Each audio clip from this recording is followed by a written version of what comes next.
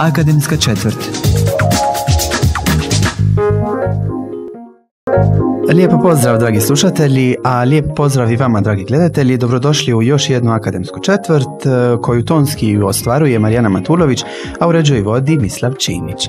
Posebnost ove današnje emisije jest u tome što je naš gost profesor na DePaul Universityja u Chicagu, Richard Farkas, a zbog toga će i ova emisija cijela biti na engleskom jeziku, pa eto, nadam se da ćete se vi brzo snaći, zapravo u to ne sumnjam. So at the beginning, I would just like to wish you a very warm welcome to Dubrovnik, firstly, to our university, and of course to our radio station. Those are all great places. Well, I like to think so. Well, at the beginning of this year, there was a global learning experience project that included students from your university and, of course, from the University of Dubrovnik. There were 4 or 3 teleconferences, discussions, and the subject was democracy. You and our Professor Maldini were the creators of this project, and I was wondering, how did you come up with that idea? Well, actually, the university is anxious to find any reason or avenue or project that exposes our students in Chicago to the wider international environment, and I think they were quite brilliant in developing a sense that gave us the latitude to do anything that seemed reasonable in creating an exposure of our students with yours. And students in Indonesia and Brazil and wherever. But my particular area of interest is here in this part of the world, so I took the opportunity to try to connect Dubrovnik students with DePaul students. And why did you choose particularly the subject of democracy? Well, I mean, my career, which is now almost 50 years, has focused originally on studying the nature of the socialist systems in this part of the world. And then when that evaporated, when change came, I started teaching about the transition that political systems go through. And of course, all of the systems that have gone from socialism are going to something else. They all claim it's democracy, and I'm one of those people who thinks that we don't spend enough time thinking about what that actually means or how we can make it work in practice. And were you happy with the students' participation in the project? Well, I really was. From an academic or intellectual perspective, you never get to the end point. You always consider it a journey without a ultimate destination. So I saw great progress. I saw movement down that path toward more understanding. My understanding, the students here in Dubrovnik, and certainly among my students. So as long as we're involved in the journey toward a better understanding of things, I'm very happy. And what do you think, what will happen in the future? Is there going to be a similar project or something like that again?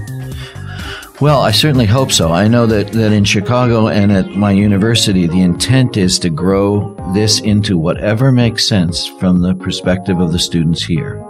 So the wonderful part about all of this is that there's an immense flexibility.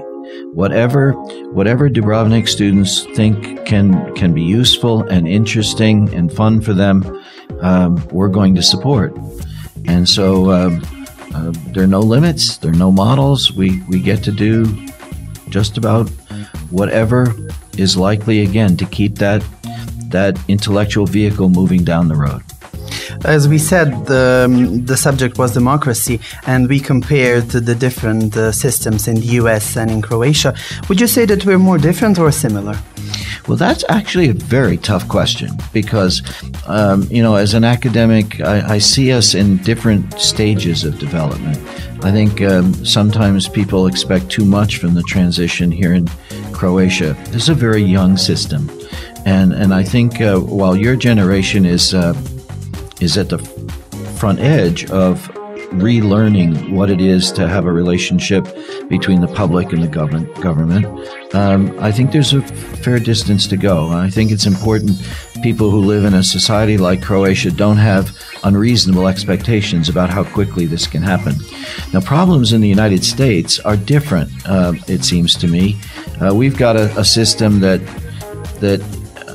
has so much confidence in its democracy that we don't carefully examine it enough. And I think we slip away from many of the principles I worry about the relationship between money and politics in the United States. I worry about every time I hear somebody say, well, our democracy has developed for 200 years, that's not a reason not to think that we need to re-examine it, may need to reform it. Life is not the way it was when our democracy was formulated. So I think we've got a lot of challenges. And in a sense, I would like to see the American political system take on some of the transformational thinking that exists here in Croatia. I think Croatia's pressed to recognize that it's in transition. The United States needs to rethink itself. We need to really rethink what it is that democracy can be and what it needs to be in the 21st century. I think if you say for your Americans that you have to rethink, Croatians still have to start to think. And in that sense, that's a difference, except that, as you know from the conversations that our students had, many of the subjects seemed patterned and similar, and some of the concerns were right on the money. There was a real parallelism. So the real answer to your question is we have some important similarities and some differences, and really, if you think about it, that's what being a student of these things is all about. I think this is a very good and a very interesting subject. We'll talk a bit more after a song. Tako da, dragi slušatelji, ponovno da ne zaboravimo hrvatski u potpunosti, vraćamo se i nakon glazbenog predaha sa zanimljivim temama s našim gostom. Ostanite svakako s nama. Akademska četvrt.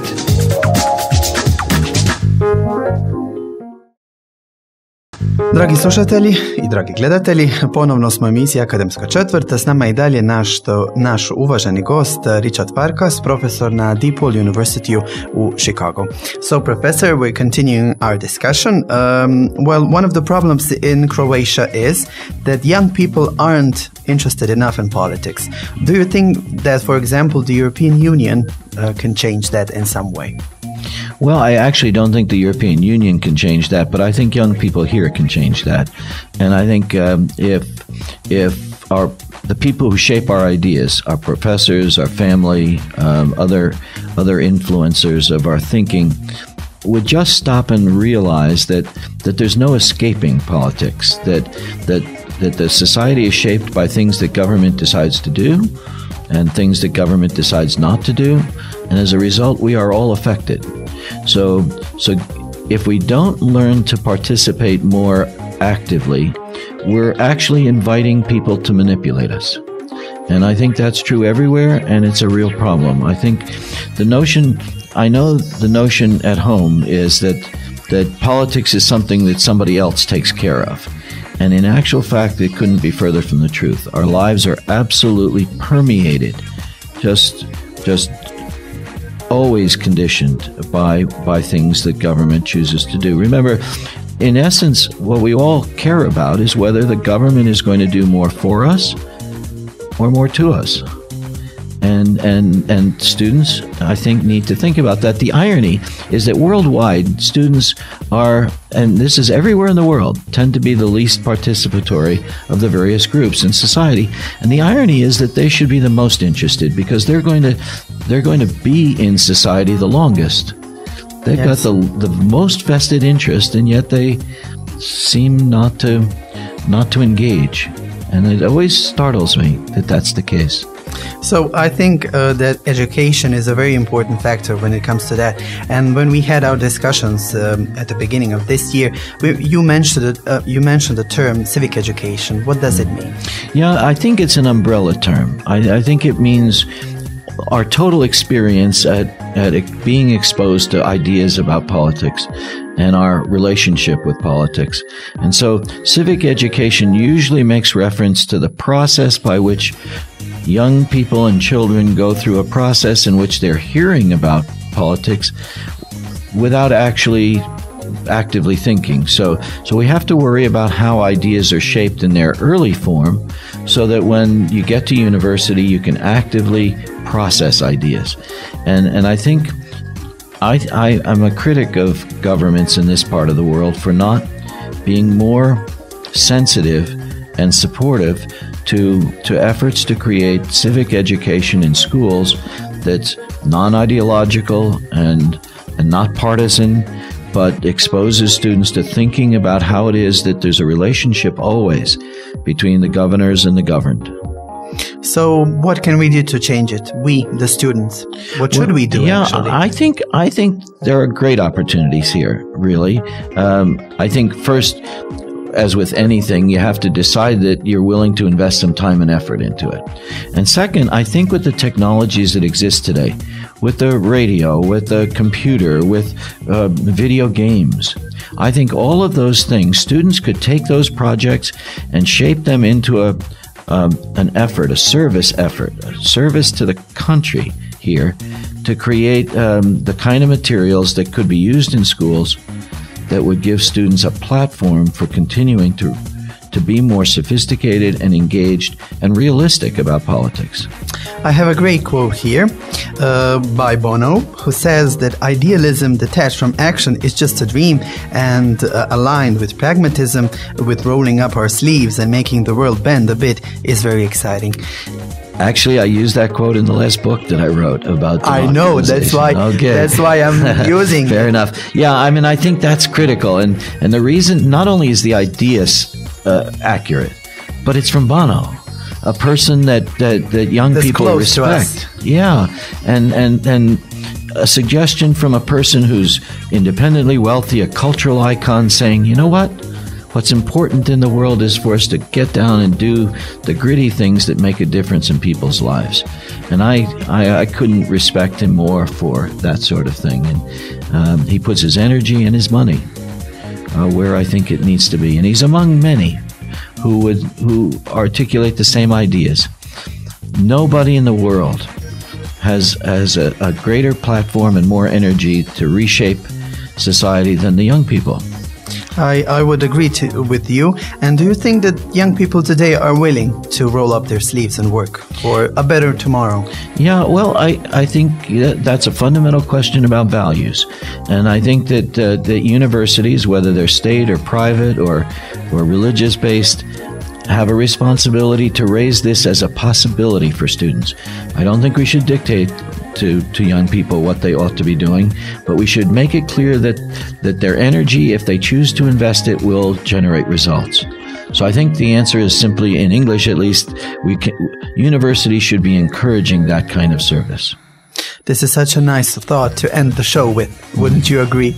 Well, I mean, we can end the show. We need to start the process. Yes, that's definitely a second very good point. I would like to thank you very much for spending some time with us and talking to us about this very interesting and important subject today. Yeah, no, it's my pleasure. I mean, I think we're all in the business of studying things and making the society around us better. We are looking forward to the next time we'll meet. Not as much as I am. Evo, dragi slušatelji, bio je to naš uvaženi gost, profesor sa DePaul Universityja u Chicagu, Richard Farkas, a ovo je još jedna akademska četvrt koju je tonski realizirala Marijana Matulović, a u rediju je vodio Mislav Čimić. Posebnost ove emisije je bila u tome što je bila na engleskom jeziku i to prvi put. Nadamo se da će se i to već jednom ponoviti, nadamo se da ste vi mogli pratiti i da je sve bilo u redu i vidimo se i čujemo skoro, za 2 tjedna. Do tada ostanite svakako uz UNIDU radio i UNIDU TV.